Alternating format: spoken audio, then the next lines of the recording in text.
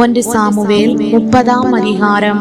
தாவீதும் அவன் மனுஷரும் 3ஆம் நாளிலே சிக்லாகுக்கு வந்து சேருகிறதற்குள்ளே அமலேக்கியர் தென்புறத்து சீமையின் மேலும் சிக்லாகின் மேலும் விழுந்து சிக்லாகை கொள்ளையடித்து அதை அக்கினியால் சுட்டரித்து அதிலிருந்த ஸ்திரீகளாகிய சிறியவர்களையும் பெரியவர்களையும் சிறைப்பிடித்து ஒருவரையும் கொன்று போடாமல் அவர்களை பிடித்து கொண்டு தங்கள் வழியை போய்விட்டார்கள்.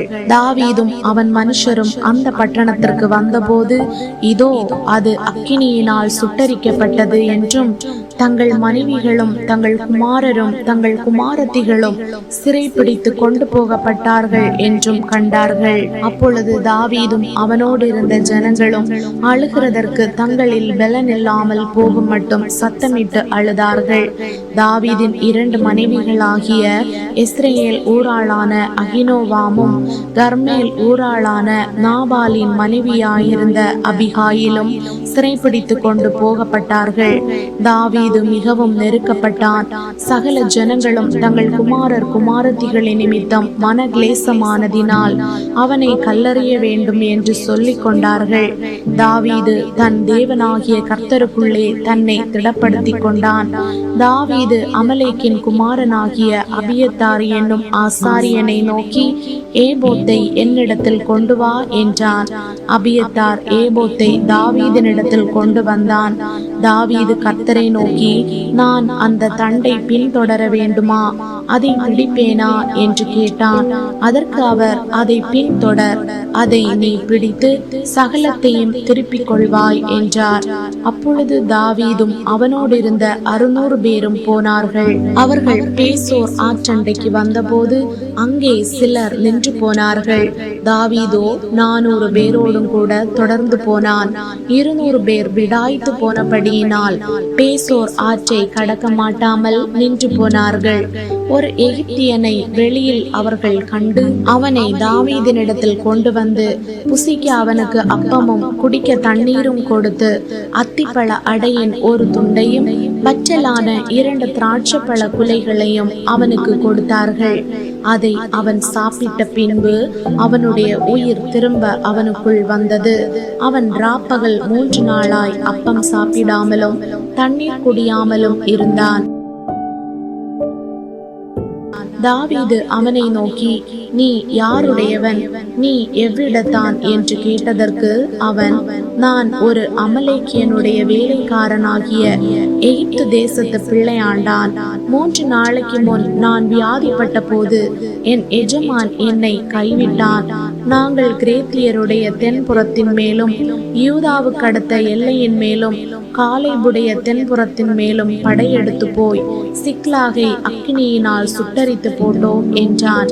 தாவீது அவனை நோக்கி, நீ என்னை அந்த தண்டினிடத்துக்கு கொண்டு போவாயா என்று கேட்டதற்கு அவன், நீர் என்னை கொன்று போடுவதுமில்லை, என்னை என் எஜமான் கையில் ஒப்பு கொடுப்பதுமில்லை என்று தேவன் மேல் ஆணையிடுவீரானால் உம்மை அந்த தண்டினிடத்துக்கு கூட்டிக் கொண்டு போவேன் என்றான். இவன் அவனை கொண்டு போய் விட்டபோது இதோ அவர்கள் வெளியெங்கும் பரவி புசித்து குடித்து தாங்கள் பெலிஸ்தர் தேசத்திலும் யூதா தேசத்திலும் கொள்ளையிட்டு வந்த மகா பெரிதான அந்த எல்லா கொள்ளைக்காகவும் ஆடி பாடிக்கொண்டிருந்தார்கள்.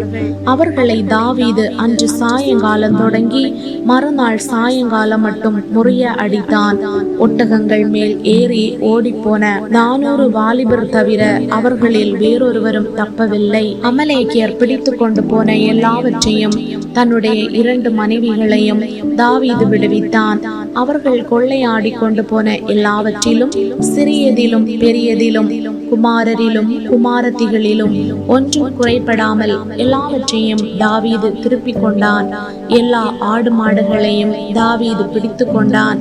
அவைகளை தங்கள் மிருக ஜீவன்களுக்கு முன்னாலே ஓட்டி, இது தாவீதின் கொள்ளை என்றார்கள். விடாய்த்து போனதினாலே தாவீதுக்கு பின் செல்லாமல் பேசோர் ஆற்றண்டையிலே தங்கியிருந்த 200 பேரிடத்துக்கு தாவீது வருகிற போது, இவர்கள் தாவீதுக்கும் அவனோடு இருந்த ஜனத்திற்கும் எதிர்கொண்டு வந்தார்கள். தாவீது அந்த ஜனத்தினிடத்தில் சேர்ந்து அவர்கள் சுக செய்தியை விசாரித்தான். அப்பொழுது தாவீதோடே நடந்து வந்த மனுஷரில் பொல்லாதவர்களும் பேலியாளின் மக்களுமான எல்லாரும், அவர்கள் எங்களோடே வராதபடியினால் நாங்கள் திருப்பிக் கொண்ட கொள்ளையுடைமைகளில் அவர்களுக்கு ஒன்றும் கொடுப்பதில்லை. அவர்களில் ஒவ்வொருவனும் தன் தன் மனைவியையும் தன் தன் பிள்ளைகளையுமே அழைத்து கொண்டு போகட்டும் என்றார்கள். அதற்கு தாவீது, என் சகோதரரே, கர்த்தர் நமக்கு தந்ததை நீங்கள் இப்படி செய்ய வேண்டாம்.